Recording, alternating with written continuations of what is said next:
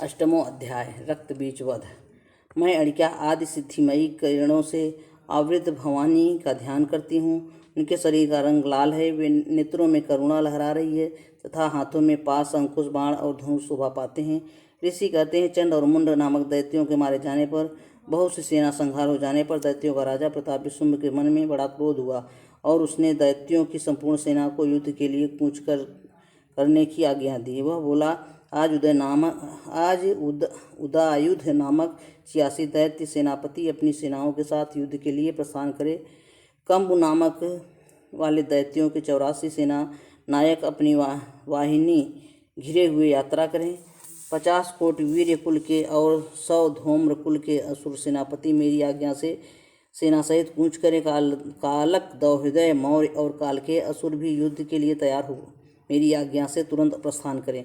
भयानक शासन करने वाले असुरराज शुंभ इस प्रकार आज्ञा दे सहस्रों बड़ी बड़ी सेनाओं के साथ युद्ध के लिए प्रस्थित हुआ। उसकी अत्यंत भयंकर सेना आती देख चंडिका ने अपने धनुष की टंकार से पृथ्वी और आकाश के बीच का भाग गुंजा दिया। राजन, तदंतर देवी की सिंह ने भी बड़े जोर जोर से दहाड़ना आरंभ किया। फिर अंबिका ने घंटे के शब्द से उस ध्वनि को और भी बढ़ा दिया। धनुष की टंकार, सिंह की दहाड़ और घंटे की ध्वनि से संपूर्ण दिशाएं गूंज उठी। उस भयंकर शब्द से काली अपने विकराल मुख और भी बढ़ा लिया तथा इस प्रकार वे विजयिनी हुई। उस तुमुल नाद को सुनकर दैत्य की सेनाओं ने चारों ओर से आकर चंडिका देवी, सिंह तथा काली देवी को क्रोधपूर्वक घेर लिया। राजन, इस बीच में असुरों की विशाल विनाश तथा देवताओं के अभ्युदय के लिए ब्रह्मा, शिव, कार्तिकेय, विष्णु, इंद्र आदि देवों की शक्तियाँ, जो अत्यंत पराक्रम और बल से संपन्न थी, उनके शरीर से निकलकर उन्हीं के रूप में चंडिका देवी के पास गई। जिस देवता का जैसा रूप, जैसी वेशभूषा और जैसा वाहन है, ठीक वैसे ही साधनों से संपन्न हो उनकी शक्ति असुरों से युद्ध करने के लिए आई। सबसे पहले हंसयुक्त विमान पर बैठी हुई अक्षय सूत्र और कमंडलू से सुशोभित ब्रह्मा जी की शक्ति उपस्थित हुई, जिन्हें ब्रह्माणी कहते हैं। महादेव जी की शक्ति वृषभ पर आरूढ़ हो, हाथों में श्रेष्ठ त्रिशूल धारण किए, महानाग कंकड़ पहने, मस्तक में चंद्र रेखा से विशोभित वहां आ पहुंची। कार्तिकेय की शक्ति रूपा जगदम्बिका उन्हीं का रूप धारण किए श्रेष्ठ मयूर और आरूढ़ हो हाथ में शक्ति लिए दैत्यों से युद्ध करने के लिए आई। इसी प्रकार भगवान विष्णु की शक्ति गरुड़ पर विराजमान हो शंख, चक्र, गदा, सारंग, धनुष तथा खड्ग हाथ में लिए आई। अनुपम यज्ञ वाराह का रूप धारण किए श्रीहरि की जो शक्ति हैं, वह भी वाराह शरीर धारण करके वहाँ उपस्थित हुई। नारसिंह शक्ति भी नरसिंही के समान धारण करके वहाँ आई।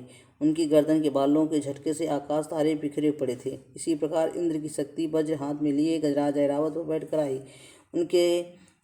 उसके भी सहस्र नेत्र थे। इंद्र का जैसा रूप है वैसा ही उनका भी था। तदंतर उन देव शक्तियों से घिरे हुए महादेव जी ने चंडिका से कहा, मेरी प्रसन्नता के लिए तुम शीघ्र ही इन असुरों का संहार करो।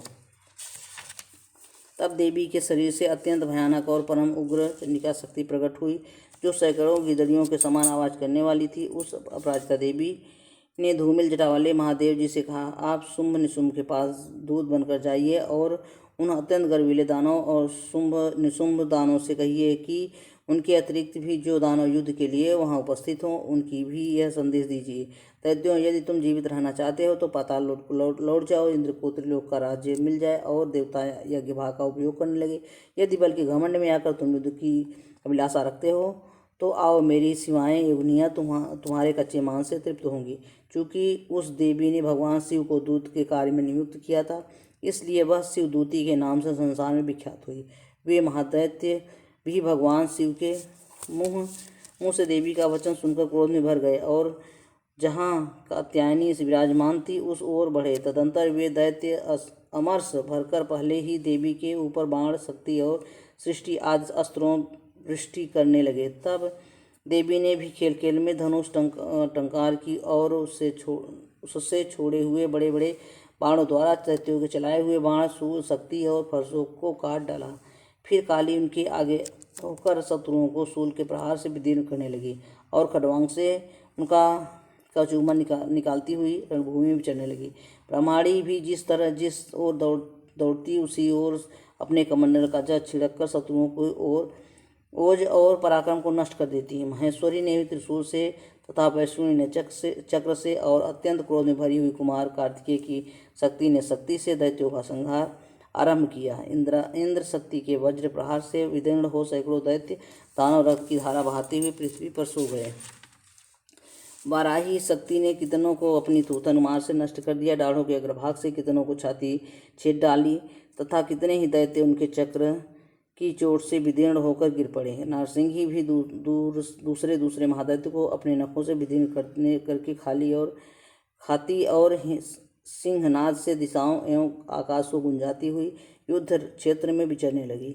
कितने ही असुर भी शिवदूती के प्रचंड अट्टहास से अत्यंत भयभीत हो पृथ्वी पर गिर पड़े और गिरने पर शिवदूती ने उस समय अपना ग्रास बना लिया। इस प्रकार क्रोध में भरे हुए मातृगणों को नाना प्रकार के उपायों से बड़े बड़े असुरों को मर्दन करते देख दैत्य सैनिक भाग खड़े हुए। मातृगणों से पीड़ित दैत्यों की युद्ध से भागते हुए रक्तबीज नामक महादैत्य क्रोध में भरकर युद्ध करने के लिए आया। उसके शरीर से जो रक्त बूंद पृथ्वी पर गिरी थी तब उसी के समान शक्तिशाली एवं दूसरा महादैत्य पृथ्वी पर हो जाता। महासुर रक्तबीज हाथ में गदा लेकर इंद्र शक्ति के साथ युद्ध करने लगा। तब इंद्र ने अपने वज्र से रक्तबीज को मारा। वज्र से घायल होने पर उसके शरीर से बहुत सा रक्त चूने लगा और उससे उसी के समान रूप तथा पराक्रमी योद्धा उत्पन्न होने लगे।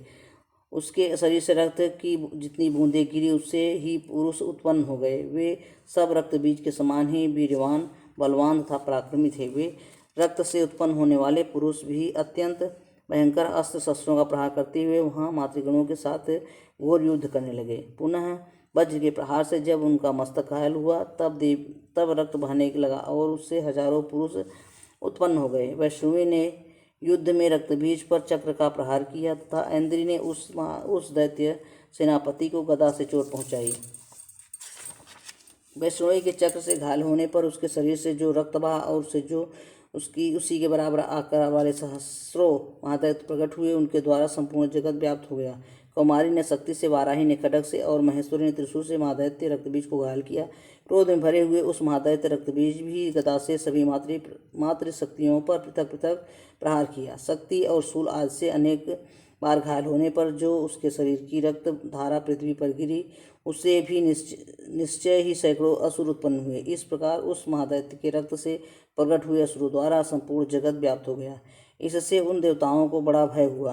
देवताओं को उदास देख चंडिका काली से शीघ्रता पूर्वक कहा, चामुंडे तुम अपना मुख और भी फैलाओ तथा मेरे शस्त्रपात से गिरने वाले रक्त बिंदुओं और उससे उत्पन्न होने वाले महादैत्यों को तुम अपने इस उतावले मुख से खा जाओ। इस प्रकार रक्त से उत्पन्न होने वाले महादैत्य का भक्षण करती हुई तुम रण में विचरती रहो। ऐसा करने से उस दैत्य का सारा रक्त क्षीण हो जाने पर वह स्वयं भी नष्ट हो जाएगा। उन भयंकर दैत्यों को जब तुम खा जाओगी तब दूसरे नए दैत्य उत्पन्न नहीं हो सकेंगे। काली यों कहकर चंडिका देवी ने शूल से रक्तबीज को मारा और काली ने अपने मुख में उनका रक्त ले लिया। तब उसने महाचंडिका पर गदा से प्रहार किया, किंतु उस गदापात से देवी को तनिक भी वेदना नहीं हुई। रक्तबीज के घायल शरीर से बहुत सा रक्त गिरा, किंतु ज्यों ही वह गिरा त्यों ही चामुंडा ने उसे अपने मुख में ले लिया। रक्त गिरने से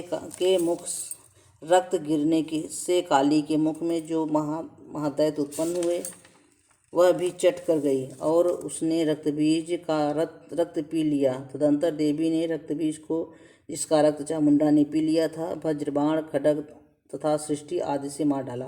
राजा ने इस प्रकार शस्त्रों के समुदाय से आहत एवं रक्तहीन वह महादैत्य रक्तबीज पृथ्वी पर गिर पड़ा। नरेश्वर इससे देवताओं को अनुपम हर्ष की प्राप्ति हुई और मातृगण उन असुरों के रक्तपान के मद से उद्यत होकर नृत्य करने लगे। इस प्रकार मार्कंडेय पुराण में सार्वणिक मनमंदिर की कथा के अंतर्गत देवी महात्म्य में रक्तबीज वध नामक 8वां अध्याय पूरा हुआ।